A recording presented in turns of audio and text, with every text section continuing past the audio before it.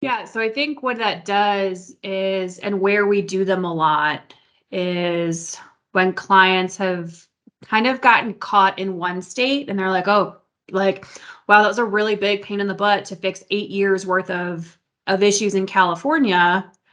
I know I've been non-compliant in all of these other jurisdictions for a long time. How do I fix this and not have to go back 8 years? Or, it's a legal agreement that kind of provides documentation at some point in time that says, hey, I took my taxes seriously.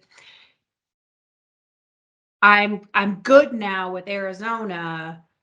So I can provide that in due diligence, in funding, in acquisition activities. So we do a lot of, I would say, kind of cleanup and remediation as a result of due diligence, either on the okay, we want to sell in a year or we want to go public in a year.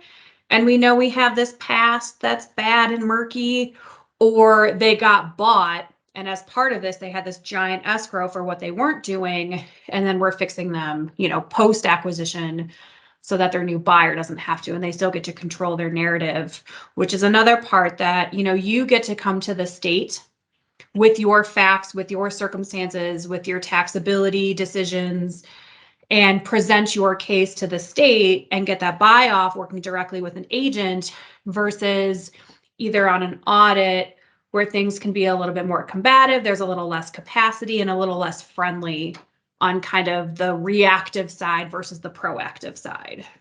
Yeah, states, I mean, we found that states are much easier to deal with. Again, kind of painting with a broad brush here, but states are much more easy to deal with under a VDA scenario than if they caught you, right? If you received the nexus questionnaire or if you're even being audited. It's not that it's hostile, but there's definitely kind of this undertone of gotcha, right? So you're either approaching on your terms or you're being reviewed on their terms.